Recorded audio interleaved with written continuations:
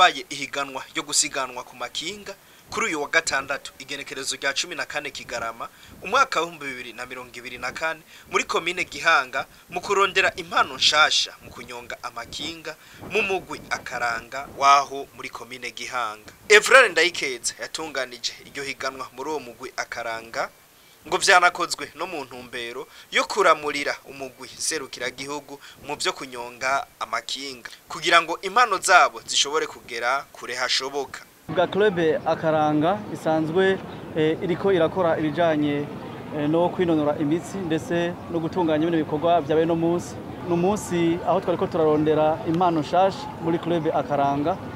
Twari dusanzwe dufise abakinyi ariko kandi twateguye rino higano kugira ngo turonke n'abandi bashasha twoheza tugakoresha kugira ngo bashobore kuja mu mahiganwa ya hano novuga mu komine ariko kandi mu rwego rw'igihugu aho twifuza yuko nkuko club akaranga imaze kurungika abakinyi no mu rwego mpuzamakungu naho nyene duheze turonke izo mpano nshasha zizogenda mu guhiganwa mu bihugu byo hanze.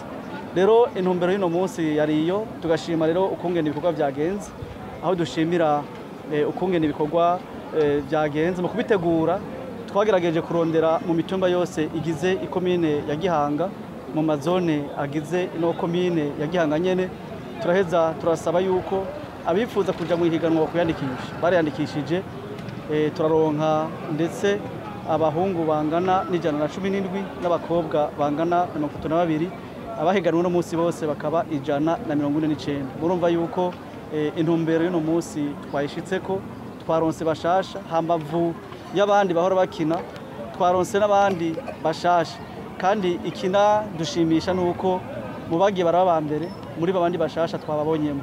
Rero tugashima tukenguruka aho abo bashasha rero tusha tubana yadukorana nabo kugira ngo iyo mpano yabo tuyikuze ejo bagende guhiganwa n'abandi bari mu yandi maklube hanyuma dushishikaye tubafasha kugira ngo impano yabo ikure.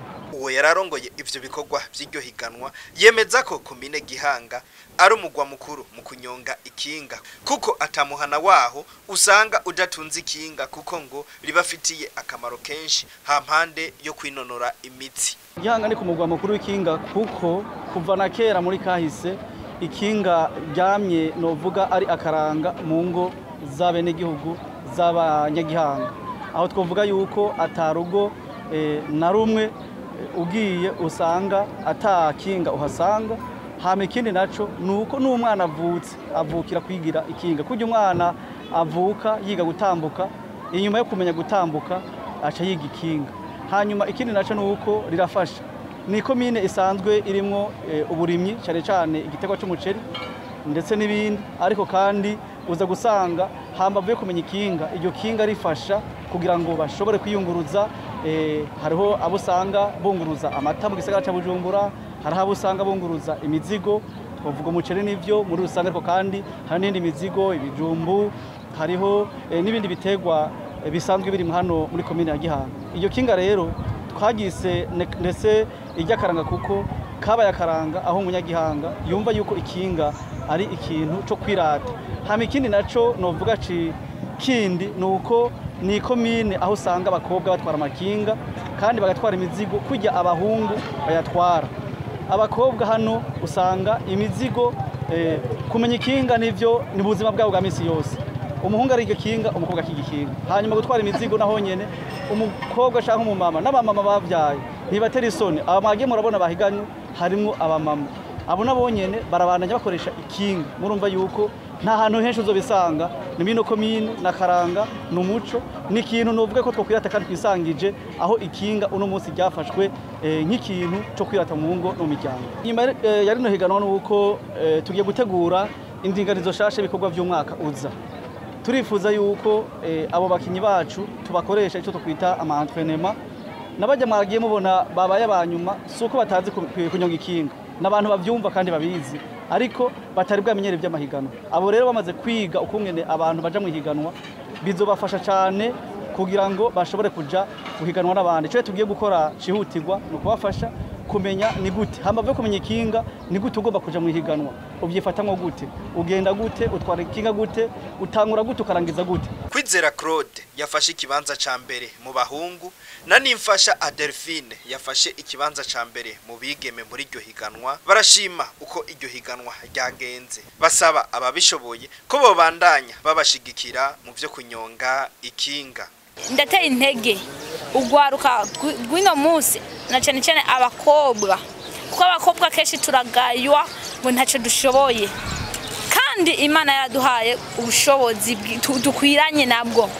Rero ndateye intege ababyifuza, ababyiyumvamwo, ntibagire ubwoba, ntibatinye, baze tuyantrene, twitoze, tukore imyimenyerezo, twamizeko nitukora entraînement ngo ejo ni competition. Oya, twamizeko hamwe competition zoza tusigaye tugenda nk'urusasi. Nagize imyiteguro myinshi cyane, jize 8 arambona abantu bakangita abasazi babatagenda dico ndondera. Ayo ugiye ufise hangira ahantu ikintu uragishikako cyane gose. Gusa narahuye n'abakinyi bagenda baranyigisha tuguruzuratsinda kuntu batsinda. Benshi bayibonye ndi hari yayo kugice basigaye kilometero kirenga nagira nk'umunani. Ako ndabaze ndadisoki baho ndabatsindira aho nshika ndabatsindira barahambwiye hariho. Cyo gituma cemvi nyuma cyane gose yamanda tsinda.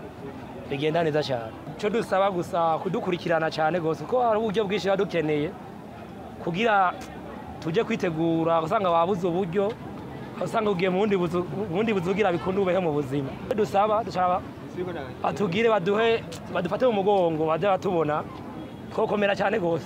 Ikintu cyose ni kucitegura ati entraînement winyezeye timubiri genda komeye cyane ukitegura nta kibuza gutwara ibibanza byinshi bakamara bitwara.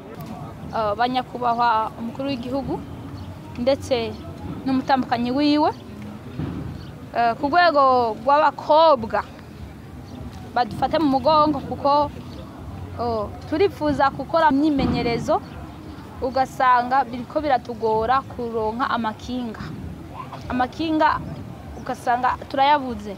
Nk'ubu nk'iri higanwa mpejeje gukina ikinga kugira ndo nk'ikinga ryo kwimenyerezako, umutaxi vero yambwira ati utama 10,000 ku munsi nta kinga ndaguha.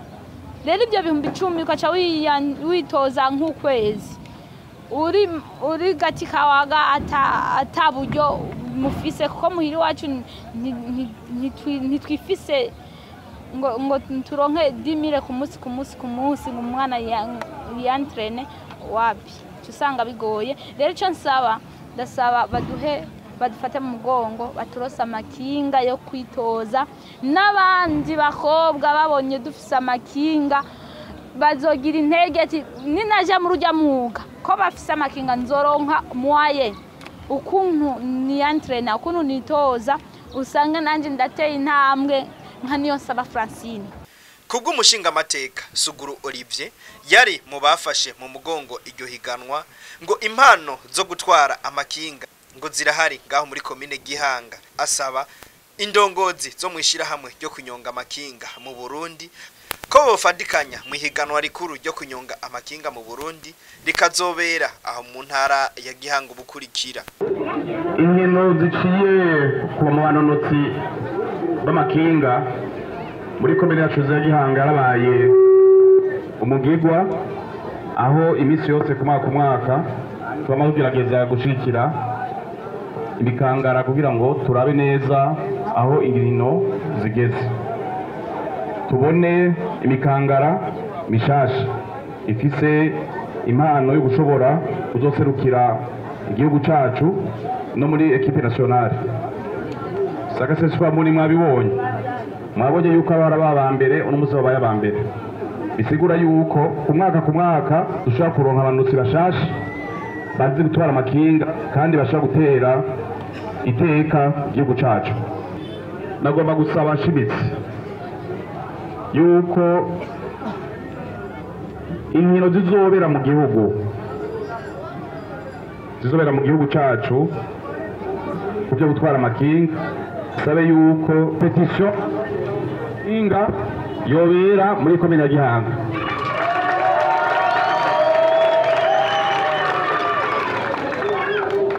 Dusabe rero yuko federation twofashanya tukabitegura kare kugira ngo abananutsi bose bo mu Burundi batwara amakinga tuze tubakire.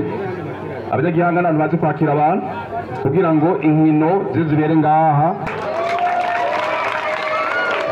Muri iryo higanwa ryo kurondera impano nshasha muri uwo mugwi akaranga, uwashitse mu kibanza ca mbere ku ruhande rw'abahungu eka ndetse mbere no ku ruhande rw'abigeme yaronkejwe ibahasha ry'ibihumbi 400, uwa kabiri aronswa ibahasha ry'ibihumbi 300, uwa gatatu aronswa ibahasha ry'ibihumbi 200. Muri kwa kurondera impano nshasha mu bahungu no mu bigeme, uwa mbere yaciye aronswa ibahasha ry'ibihumbi 100, uwa kabiri ibahasha ry'ibihumbi bigera ku 50.